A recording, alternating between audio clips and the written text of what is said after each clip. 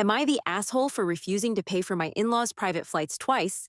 My wife, 61F, and I, 63M, are totally not in contact with her three sisters, all in their mid to late 60s. They took almost $25,000 and refused to pay it back. One of them trashed our condo after we let her stay there while she was getting back on their feet. They lie and cheat. They steal. Over the years, they've said hateful things to my children. We are dreading the next time we see them, which will likely be when one of my parents-in-law passes away, which brings us to the story. Our daughter, 33F, is getting married this summer. She desperately wants her grandparents to be there. She's named after Grandma and is very close to Grandpa. Sadly, they are both in their mid-90s and in failing health in Florida, and the wedding is in the NYC area, which is everyone's hometown. There's just no way they could drive or fly commercially, and they, my wife and daughter, were heartbroken. My brother-in-law, the brother of all involved, did very well in construction, and I run a successful business. So, working together with a friend in aviation, we found someone willing to fly them to Teterboro, leave them for 2 weeks, so they can spend what may be their final trip to where they grew up, then return them to Florida the day after the wedding. To say everyone involved was joyful would be an understatement, and then the sisters got involved. Unbeknownst to us, one of our nephews is also planning to get married this summer. Daughter's wedding was scheduled for July 18th, and her grandparents were scheduled to fly up right after the 4th. Well, guess what? After learning about our plans, these bitches scheduled nephew's wedding for, wait for it, July 11th, the Saturday before our daughter's, specifically so they could take advantage of the grandparents being here. It pissed me off, but I'm not in charge of my in-laws, and they'll be here anyway, so fuck it. Until last week. My daughter got a call from the venue, and due to infrastructure repair issues, they need to close for a week in June, which throws off their booking schedule. They offered her a great deal if she would move the date.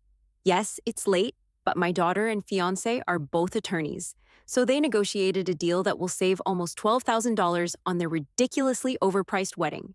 The save the dates have gone out, but not the invitations. And since the venue is handling catering, decor, etc., everything but the band, they agreed to move it to an open date in August. Makes no difference to me. I called my brother-in-law and his buddy with the plane and moved everything accordingly. That's when the bitches went insane.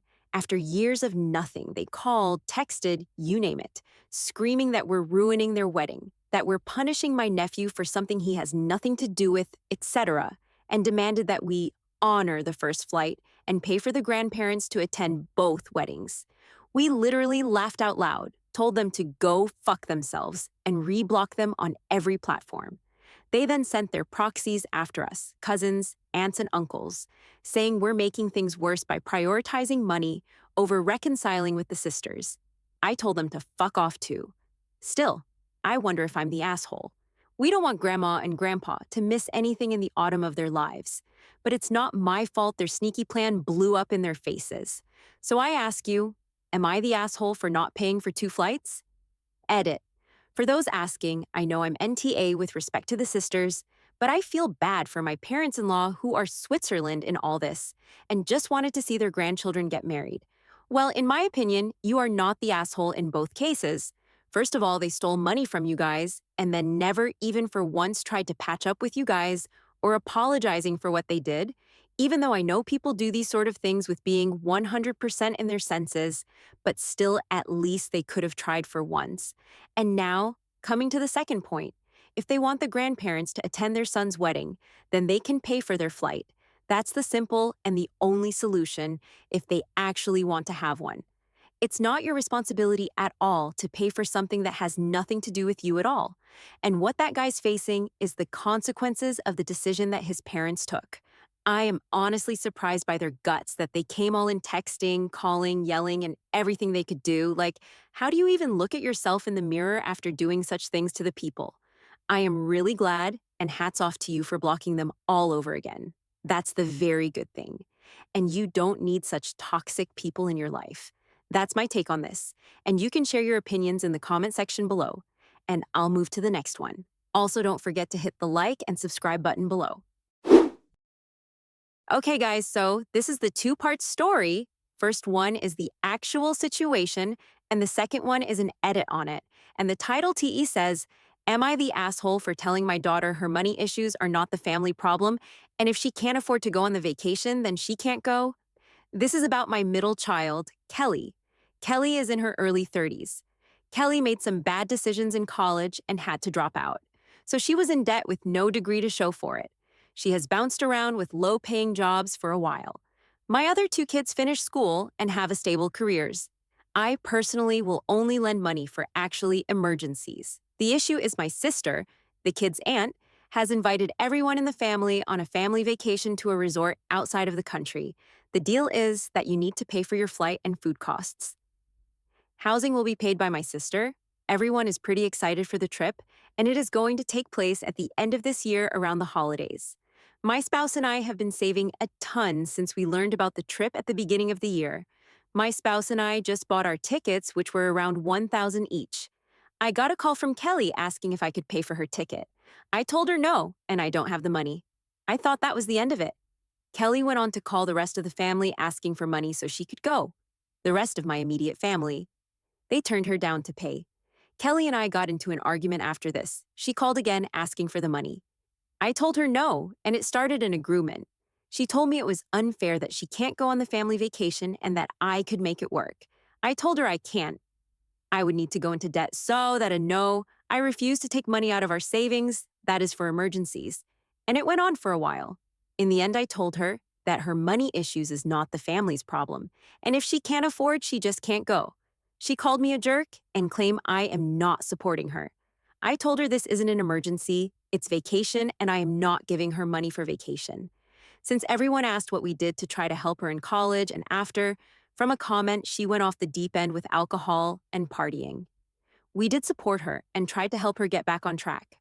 We tried to get her to go to therapy or any counseling, but she refused. We paid for multiple tutoring and other help to try to get her back on track, but she wouldn't go to class. She lived at home for a few years after she got kicked out of college and helped her resumes and helped her get a job. She has a habit of being fired from her job after a few months. She left living with us at 25 because we made a rule about not drinking in the home because she would drink all the time and showed up to work drunk once. We tried to get her to go to AA meetings, but that was a failure. Okay, so after reading the whole story, I don't think you're the asshole here. Your daughter is a grown-ass adult, and she really needs to understand that there's a difference in needs and wants. And in life, you'll go through the times when you won't have the things you want, and if you really want something, you need to work your ass off.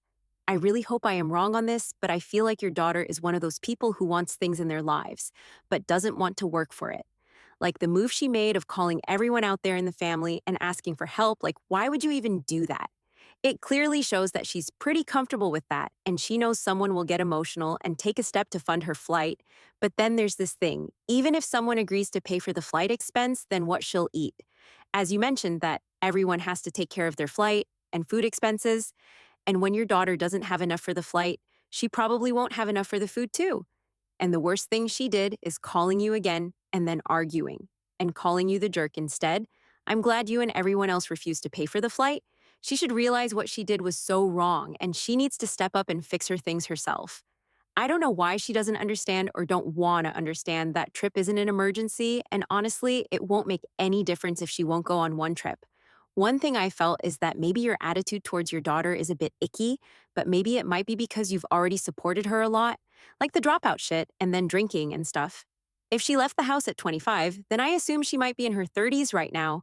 I'd suggest you to set clear boundaries, which you've done already, but make it strict and straight so she can understand that she needs to keep up things together if she wants to have good life in the future. Rest I leave up to you guys. All right, guys, this is it for today's video. I hope you enjoyed it, and if you did, please hit the like and subscribe button below. It really means a lot to me. Also, feel free to share your opinions in the comment section below. I'll see you in the next video. Until then, stay safe, stay healthy. Bye.